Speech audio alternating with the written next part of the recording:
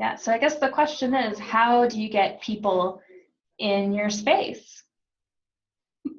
Yeah, I think, well, just to start this off, when we first opened, we relied like on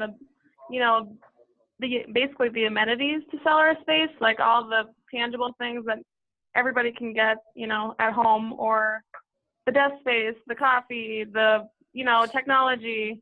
And we quickly realized that isn't that's not the magic of co-working, that those are just tangible things. And what we need to sell is obviously the community.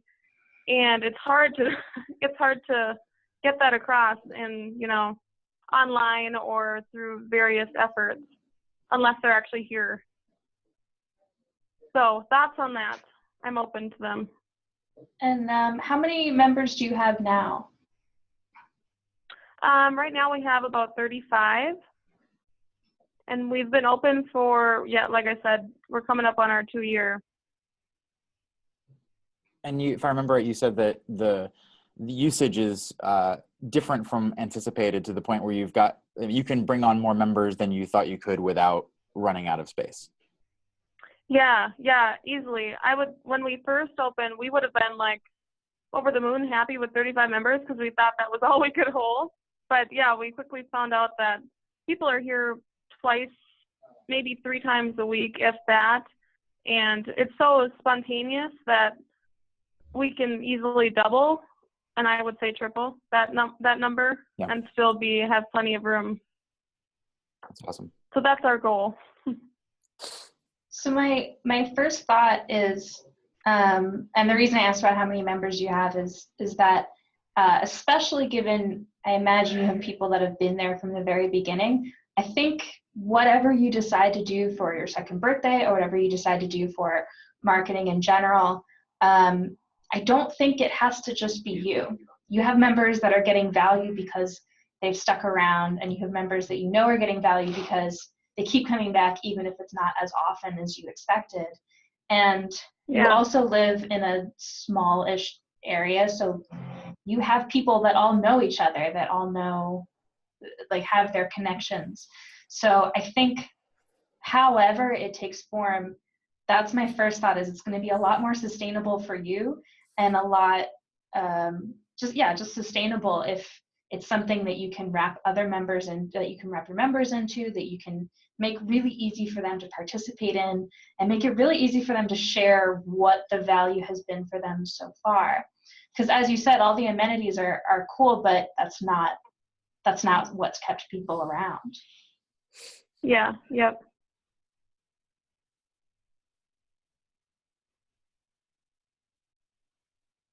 Another thing that we've done at Groundwork, and I know that Sam, you're saying you're doing a free Friday tomorrow. Mm-hmm. So at Groundwork, we've tried to do a free day Friday once a month, and we make it an event, and then we also have like a happy hour from 4 to 5 at the end of the free day, and that allows people to kind of like meet other members, and they get a taste of the community and working at Groundwork. So at each one we've at least gotten one or between like 1 and 3 members at each event. So I like that idea. And it's fun. I think also the members enjoy it. Like, they like talking about Groundwork, and it gives them like a duty. Like, they feel like they're doing something positive for us too, and they want to talk about what they do here. And it's even just good for networking, and just like kind of bringing like more life back into Groundwork too, like validating, I think, for members. Okay. Gina, does that translate into new members? Does it really cover it? Because it's something I've always wondered.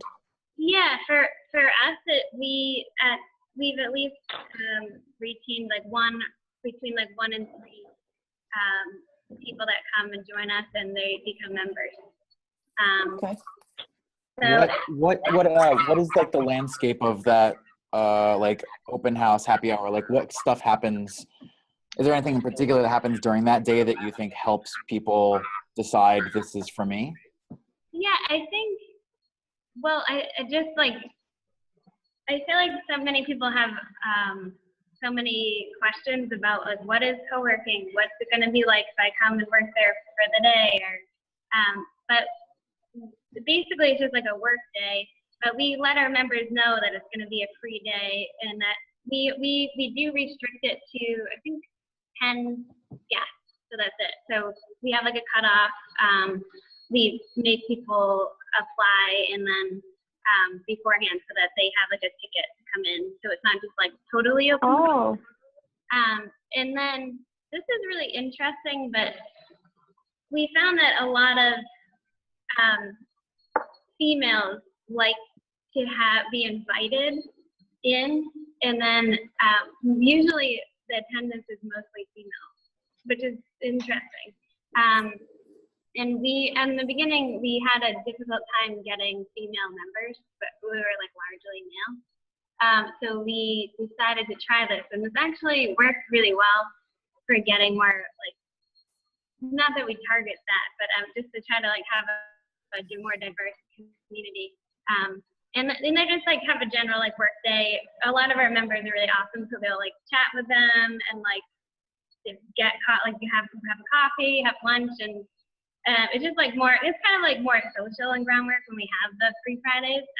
We have also had like a local soup shop downtown. They come in for lunch and they'll like set up outside in our cafe area.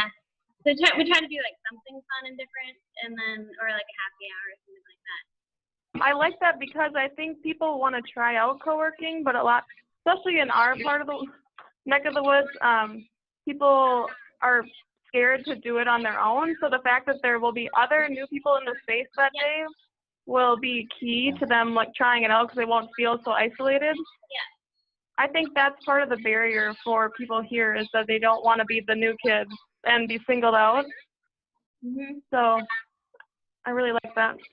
I think there's also something valuable. I mean, we haven't done our free day yet, so we'll check in probably tomorrow afternoon.